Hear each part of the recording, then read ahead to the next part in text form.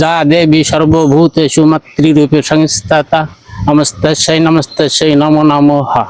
আচ্ছা, এর মানেটা একটু, এর মানে পরিচয়টা কি, মানে মুসলমান নাকি আমি হিন্দু ছেলে।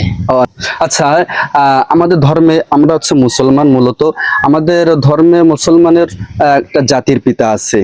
তো আপনাদের ধর্মে কি এরকম কোন জাতির পিতা অথবা আদি পিতা এরকম কোন নিয়ম আছে নাকি? আদি পিতার নাম শোনা গেছে যে ভগবান শ্রীকৃষ্ণ। আপনাদের আপনাদের আদি পিতা। আদি পিতা। আর হচ্ছে জাতির পিতা, যেমন আমাদের জাতির পিতার নাম হচ্ছে ইব্রাহিম খলিলুল্লাহ, ইব্রাহিম আলাইহিস সালাতু ওয়াস সালাম। তো আপনাদের এরকম কোন নাম আছে কিনা জাতির ওই পিতা? একই নামের হিসাবে তারা বেরোয় আইছে। যার রাজা দশরথের ছেলে ছিলেন রাম, তার নামেই চলেছে। আমরা যা পাইছি তাই। তাহলে মানে আপনাদেরও মানে ধর্মে এরকম আছে যে আদি পিতা এবং জাতির পিতা আছে নাকি? কিন্তু আমাদের ধর্মে এরকম আছে, কিন্তু আমাদের নাম ভিন্ন, আপনাদের নামও কি ভিন্ন নাকি? কিন্তু আপনাদেরও আছে, আমাদেরও আছে নাকি? আচ্ছা, তো আসলে আপনি যে হিন্দু, আপনাদের ধর্মের কিতাবের নাম কি? আমাদের ধর্মের কিতাবের নাম হচ্ছে কুরআনুল মাজিদ। আপনাদের কিতাবের নামটা কি? আমাদের কিতাবে প্রথম দেখা যাচ্ছে মহাভারত নামে একটা পরিচিত।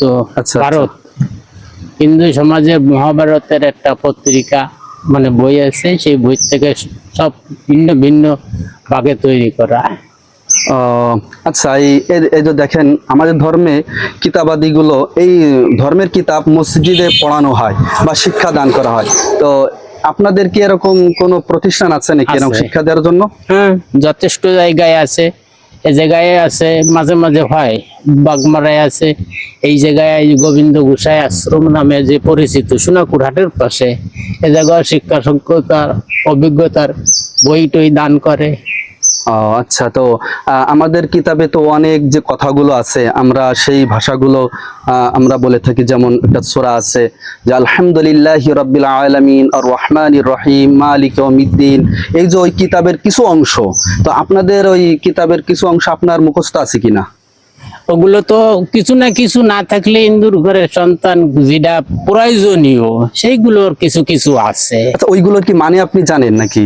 মানে তো স্বাভাবিক ভাবে বোঝা যায়, তাই ছাড়া আর কোনো কিছু বোঝা যায় না। আমি বেশি একটা লাইন বুঝি না, তার কারণ আমি বেশি একটা আচ্ছা, সেই কিতাবের সেই কিছু অংশ একটু পাঠ করতে পারবেন? যা দেবী সর্বভূতেষু মাতৃরূপে সংস্থাতা নমস্তস্যৈ নমস্তস্যৈ নমো নমঃ। আচ্ছা, এর মানেটা একটু, এর মানেটা আমি যে তোমার কাছে আরাধনা করতেছি যে আমার জীবনটারে সকালে সুস্থভাবে রাখবে। আচ্ছা আচ্ছা, যাই হোক, কাকার কাছ থেকে আসলে ধর্মের বিষয়ে অনেক কিছু জানতে পারলাম। কাকাকে হেদায়েত দান করুক।